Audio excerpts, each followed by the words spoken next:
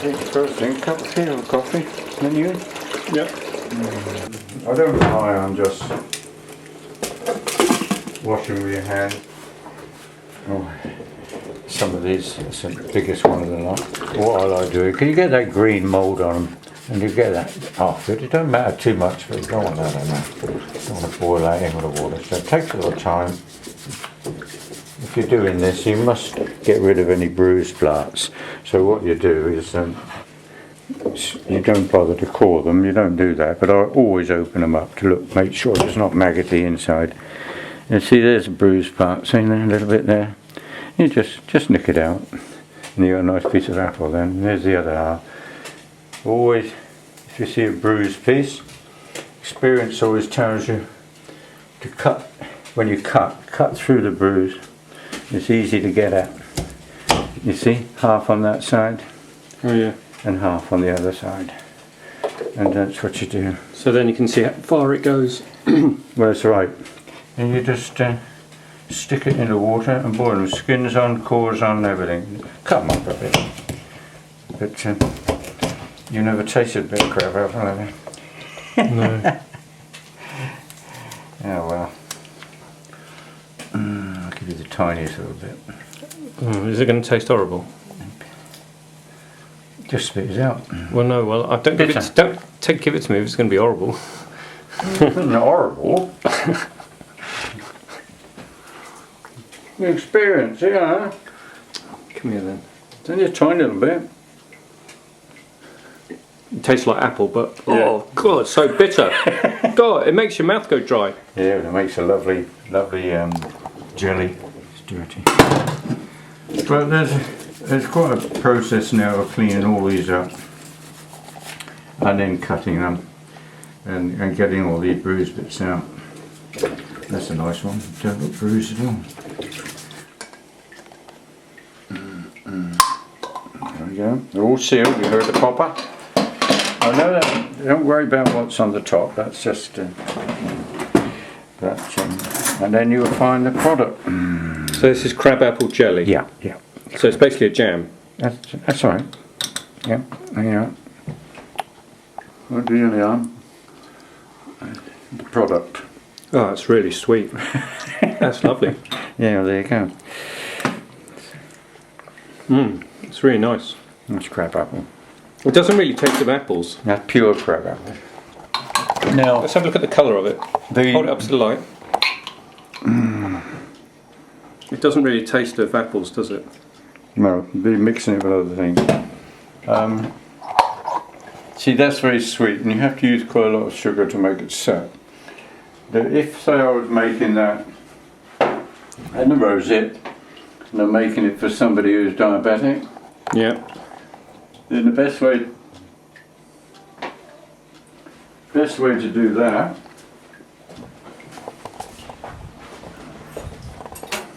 well, I've only just come in. Just a few minutes. I haven't had a chance. Okay, go on. And you can mix up get you the juice. I'm going to continue what I'm saying. And you don't have to put a lot of sugar in to set it. Just get it so it tastes reasonable. Well, you can use anything to sweeten it with. What's that?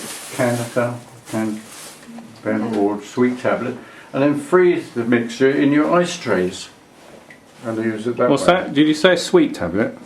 Yeah, use Sweet X, those little tiny tablets. Oh, really? Or use this this product here.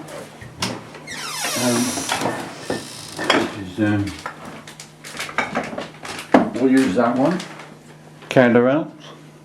And that will work? Yeah, but just use, if it's for diabetic, you just use enough to make the rosehip syrup have a nice taste. And then don't put any more sugar with it because it's detrimental to diabetic. And freeze it in your ice trays. And then you can serve it up as into some tonic water, milk, just ordinary water. And make a drink of it. Have you got some frozen already that I can have a look at? I have. But it's not for diabetics. So, Nice in lemonade. Some I've already got. There you are. Wow. And then that's. So is that syrup? Yeah, this is syrup. Really is. It's a little sticky, that one there. If you want to taste it, you can. No, I've tasted it before. And that is rosehip, but this is in its purest form. You know? How do you get the syrup then? Well, it's the same process of boiling it down and then put the whole mixture through the jelly bag, and then you add the amount of sugar required, but to make the syrup quite a lot of sugar. But as I said, if you didn't want it like that, then you cut down the sugar and just sweeten it enough, and then freeze it up, put more water with it and make ice cubes with it. But this is quite sticky, that is. Oh yeah, even though it's frozen. Yeah, yeah. I'll take one out anyway. Well, no, I have seen it before. You don't have to. Yeah. So that's, I've got a lot in here bagged up actually, but I don't know where they are. And they're in there bagged up, so that people can use them. Oh, there's some. That's all bagged up ice cubes. So that's That the is all- rosehip that's syrup all- bagged that's all- up. That's all rosehip. Yeah. Little ice cubes of Yeah, it. that's it. Yeah. Amazing. There's a lot in that. You can just suck on it. Yeah. All this. So it's supposed to be good for arthritis, is that right? Yeah, osteoarthritis. Yeah. And that's already anybody wants anything. And most of them give one to else. So just till they get soft. Oh. There. I'll leave the lid on a bit because otherwise I'll lose so much of the fluid and steam. But, that is, you know what that is, of course that's a Quince. That's what that is. And in a minute, when it's soft enough, I'll mash it up with the potato masher. Yeah, we call this a jelly bag. Jelly bag. Everything's drained through there, all to get the juice that you want, and then you throw all the rest of what's left in there, you throw it away. And I'll be doing them separate. I should do the two juices separate. I'm going to mix them together. Scald it before I use it. And make sure there's no impurities on it. And That's boiling water, right? that's boiling water. And then that's okay. A bit of water going, you don't have to rinse it again. It'll go on this framework in a minute. Because and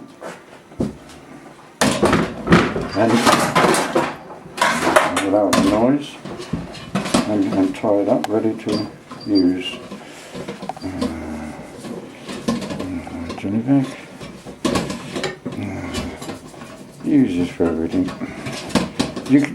You buy these in the shop, but you can just use muslin, but you need so many thickness, and in the end it's an expensive way of doing it. But a jelly bag has last ages. A jelly bag. I've already got a loop on it. I see it. Right. A bit awkward this. Just put it over the top of the container. Oh, that's what the hooks were for. I wonder what they were. Yeah. And when that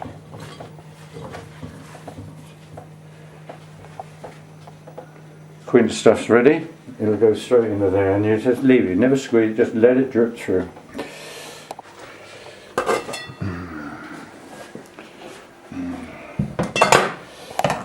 Yes, that's nice and soft now. I'll keep on till we get a nice jelly out of that.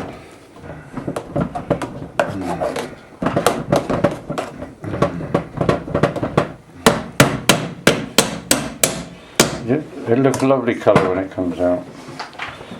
We'll put it back on, let it simmer for a little bit longer. And I'll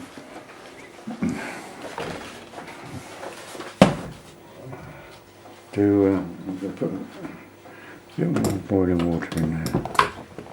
Maybe some in there. Just a little. You don't want too much. And I think it's a little thick, so I'll put a little bit more water in it so it goes through the jelly bag better. Don't need a lot.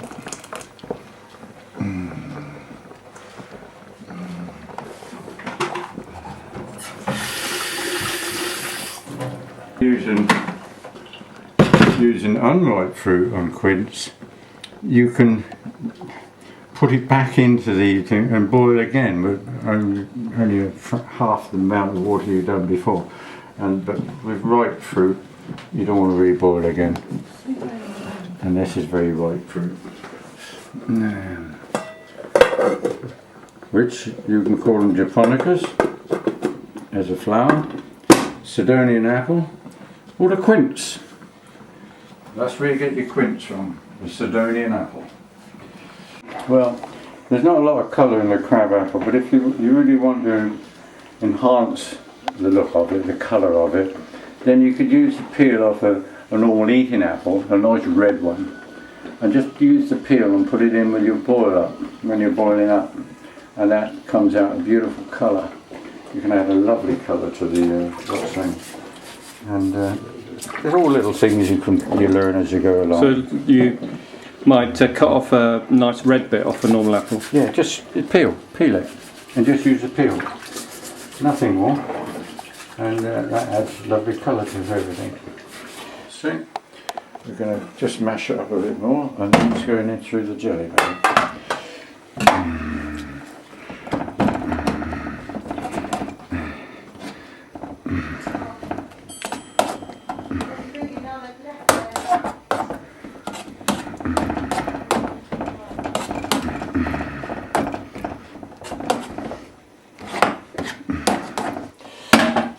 So I'll just, because it's a bit awkward sometimes, we'll start off using this thing and ladle it in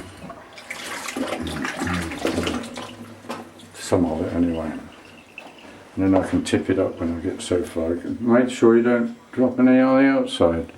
That's very important, that's bloody awkward. I'm going to try and chip it in actually.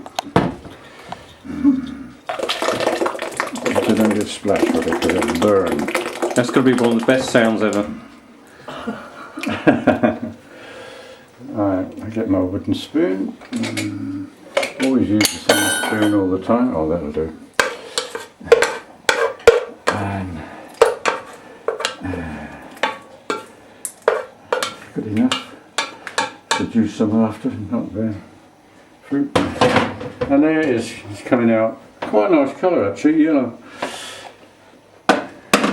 That'll take a bit of time. Just don't know if you can just see that coming through there or not. Then when you get this, you measure this in pints, and to each pint you'll need 1 pound of sugar. And also, because they're very ripe fruit, I should need at least 2 tablespoonfuls of citric acid to put in with it as well when I have the final boil. But I don't like it, I just use lemon juice, which is the same thing, citric acid. Now I don't have to clean that saucepan out, because it's all going to go in together sometimes, so I'll just put that apple and go straight into this one. When I'm ready. Let's squeeze these to get the fluid out. Don't squeeze them. Never squeeze it, because it'll make everything go cloudy at the end. You're forcing it. You just want to leave it and let it soak through itself. And never squeeze it. How long does it take? About an hour?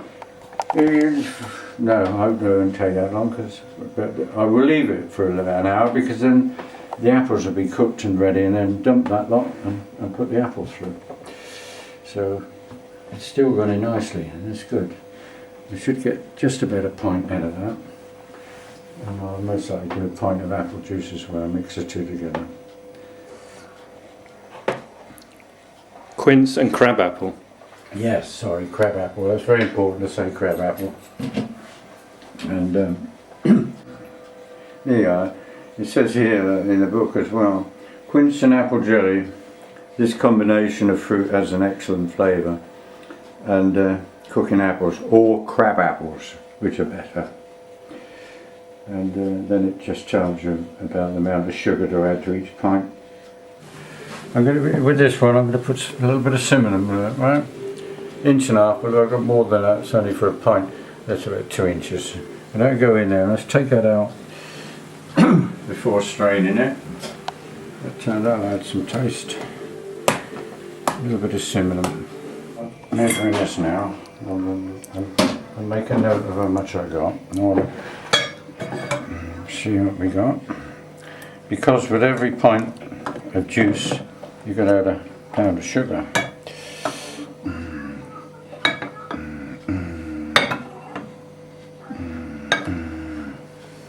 Another one. At least a bit more. Because it's on the slope. So that's a pint. So keep that. 1 pint. I'll knock it down.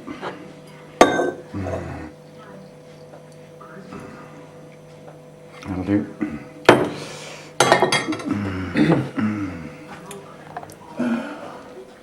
Well, I'll call it a pint and a quarter of that. Pints of quince juice, and then we'll have crabapple.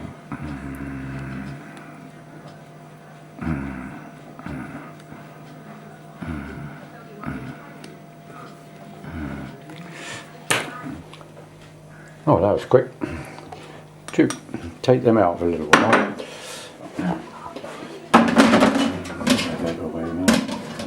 There is a little bit more still been dripping out of it, but I don't bother about it. It should be here all day otherwise.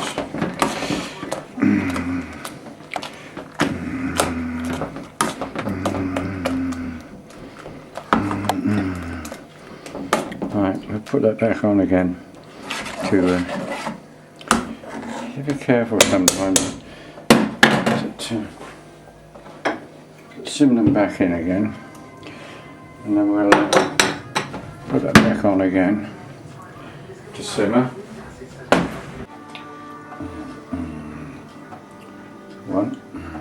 Here's the other one. Right, I think we're finished with those now. I don't think I'll be boiling up again. Just see how it matches.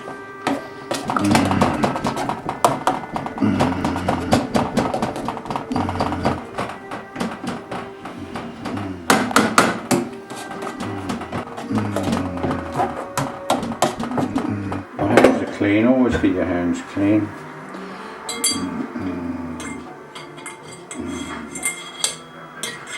And we start doing that. It's alright ladling it in as long as you don't let anything flow off the ladle and go into the pot below. So I could do this one, but just shouldn't be any trouble.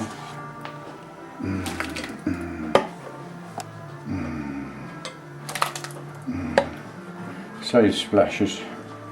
They're bloody hot. It really is hot. This is making any mistakes. I forgot to have a glass of wine in between. Homemade, of course. Let's give that a bit of movement. Make sure you don't disturb your framework.